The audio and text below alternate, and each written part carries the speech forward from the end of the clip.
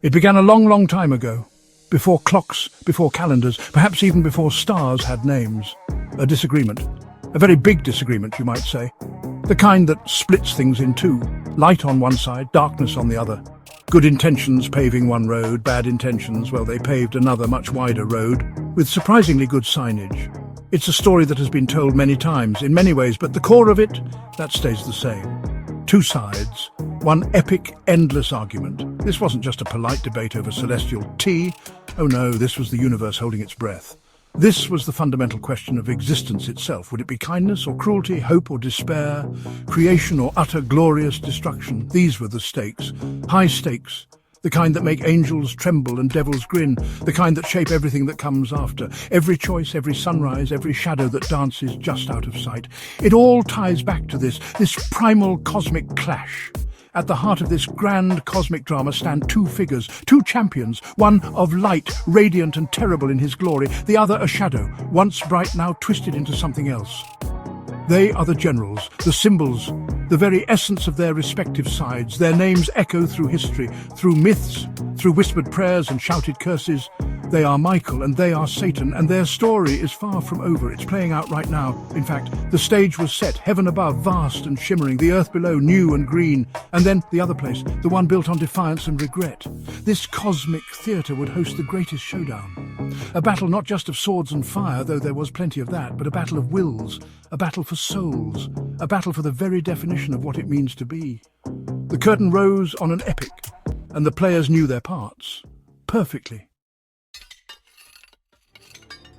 Archangel Michael, his name means who is like God? A question and a challenge. He is heaven's general, clad in light, armed with a sword that burns with holy fire. His wings are vast, catching the starlight of 1,000 galaxies. He doesn't walk, he strides. Purpose in every movement, loyalty etched into his very being. He is the unwavering shield, the first line of defense against the encroaching dark, a warrior, a protector, a beacon. His role is clear: defend the innocent, uphold the divine law, lead the celestial armies against any and all who would threaten the harmony of creation. He has faced down legions of darkness. He has stood firm when others wavered. His courage is legendary, not a reckless, foolish courage, but a calm, resolute strength, born of unshakable faith.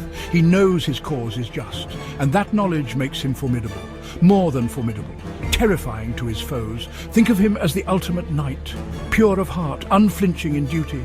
He's the one you call when all hope seems lost, when shadows creep too close, when the whispers of despair grow too loud. Michael is the answer to those fears. He is the shout of defiance in the face of oblivion. He doesn't just fight, he inspires, he rallies. He reminds everyone what they are fighting for: hope, light, the chance for good to prevail. His most famous confrontation, of course, was with Lucifer himself.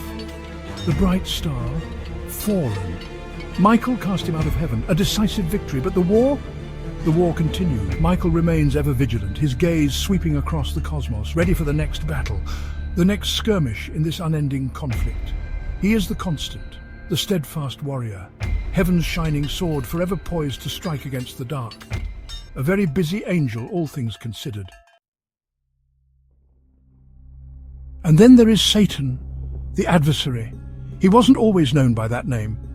Once he was Lucifer, Lightbringer, an angel of immense beauty and power, perhaps the brightest of them all. But pride, pride.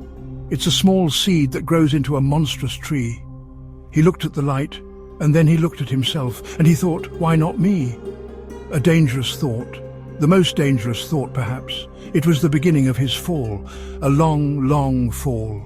He rebelled. He whispered dissent in the heavenly courts. He gathered others to his cause, a foolish cause, some might say, doomed from the start. But he was persuasive, charismatic. He promised freedom. He promised power. He promised a different way. And so, war came to heaven. A terrible, beautiful war, and Lucifer fell, cast down, no longer the light-bringer. Now he was Satan, the accuser, the tempter, the one who stands against. His kingdom is not one of shimmering light, it is a place of shadows, of whispers, of deals made in desperation. He is the master of temptation. He knows human weakness. He exploits it, cleverly, subtly. He doesn't always come with fire and brimstone. Sometimes he comes with a kind word, a sympathetic ear, an offer that seems too good to refuse. That's his art, the art of the gentle nudge towards the edge of the cliff.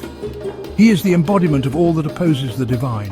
Doubt, despair, rebellion for rebellion's sake. He seeks to unravel creation, to drag everything down into his own bitterness. He's the voice that says, give up, the voice that says, it doesn't matter, the voice that says, why not choose yourself above all else? A constant nagging presence, the shadow that follows the light, the eternal counterpoint in the grand symphony of existence, a very persistent fellow. This epic showdown, Michael versus Satan, it's more than just an ancient myth. It's a story that echoes in every human heart. Every day people face their own small battles, choices between right and wrong, kindness and cruelty, hope and despair. In these moments, the grand cosmic struggle is mirrored. We all have our own inner Michael, our own inner Satan, vying for control. It's a very personal war, fought on a very small battlefield. Their images are everywhere, in paintings, in sculptures, in books and films. Michael, the glorious warrior, often depicted with his foot on Satan's neck. Satan, the tragic, defiant figure, sometimes monstrous, sometimes alluringly human. These representations tell us something about our fears, about our hopes, about our understanding of good and evil. They are cultural touchstones, symbols that transcend religious belief.